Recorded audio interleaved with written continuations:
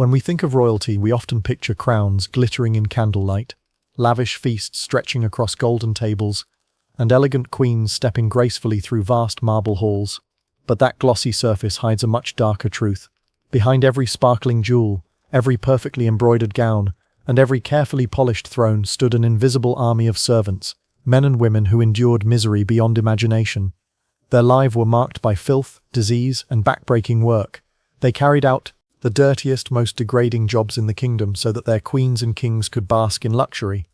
Today we're tearing down the curtain of royal glamour and exposing the horrific reality of life as a royal servant. Prepare yourself, because the truth is far darker than any fairy tale. Forget fragrant perfumes and crystal baths filled with rose petals.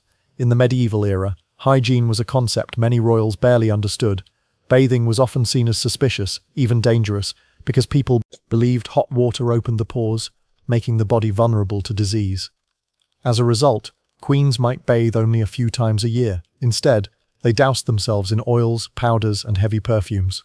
Servants, unfortunately, were the ones who had to deal with the consequences.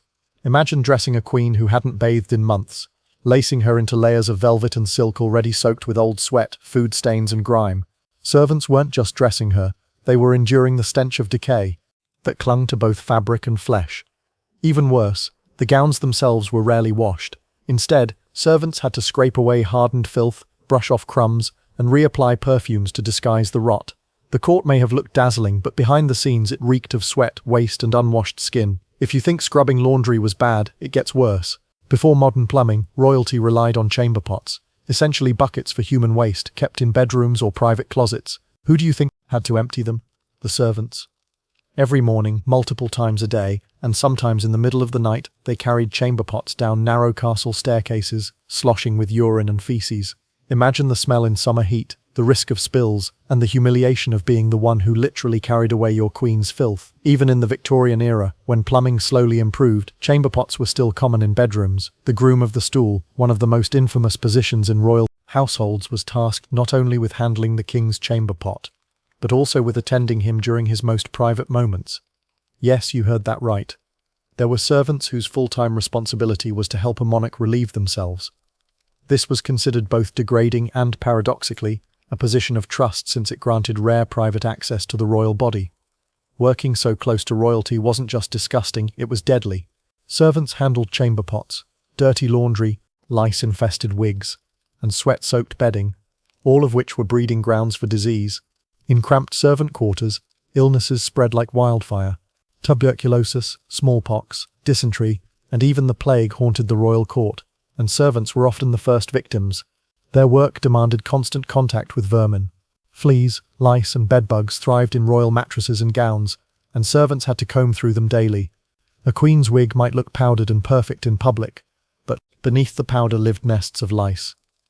It was the servants' job to remove them, sometimes one by one, risking infestation themselves. Once a servant caught a disease, their fate was grim. Unlike their wealthy employers, they had no doctors, no treatments, and no rest. They were often left to die quietly, quickly replaced by someone else desperate for work. Royal fashion was breathtaking to behold, but for the servants it was a nightmare. Queens wore elaborate gowns weighing up to 30 pounds, with endless layers of skirts, petticoats, corsets, and embroidered sleeves. Dressing a queen was not a quick or simple act. It required precision, patience, and strength. Every lace had to be tightened perfectly, every button aligned, every ribbon tied flawlessly. A single mistake, a seam out of place, a crooked bow could enrage the queen. For servants, it wasn't just exhausting, it was dangerous. Angering a royal could mean public humiliation, a beating, or even dismissal, which often led to starvation or homelessness.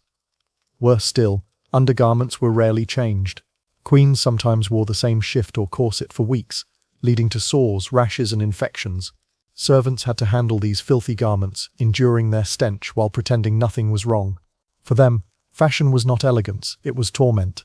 The royal table might dazzle with roasted swans, pies stuffed with exotic meats, and goblets overflowing with wine, but servants were the ones who prepared, carried, and cleaned it all. Working in palace kitchens was hellish. Fires roared in poorly ventilated rooms, leaving servants soaked in sweat, their lungs filled with smoke. Meat rotted quickly without refrigeration, so kitchens reeked of decay. On top of this, there was constant fear of poisoning. In many courts, food tasters were assigned, servants forced to take the first bite of every dish to ensure it wasn't laced with poison. It was a job that could kill instantly, even when the food wasn't tamed. Poisoned, it was often spoiled, leading tasters to fall ill.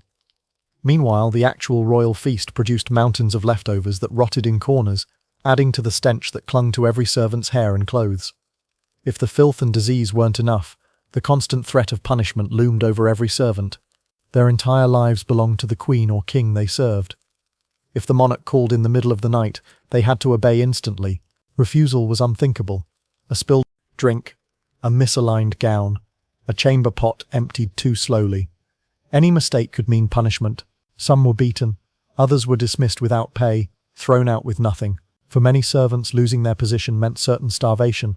This fear kept them obedient, but it also meant living in constant terror. Their lives were controlled down to the smallest detail. They had no privacy, no freedom, and no chance at rest. Their loyalty wasn't voluntary, it was survival. You might wonder, why didn't servants simply leave? The truth is, they couldn't. Outside the palace walls lay a world of poverty, hunger, and disease. Inside the palace, as brutal as it was, at least they had a roof over their heads and scraps of food. The palace was not luxury for them, it was a prison, a gilded cage. Many servants worked themselves to death before ever seeing old age. Malnutrition, exhaustion, and infection destroyed their bodies. Their lives were often short, harsh, and forgotten, while queens lived to be immortalized in portraits. Their servants were erased from history. So how did they endure such horror?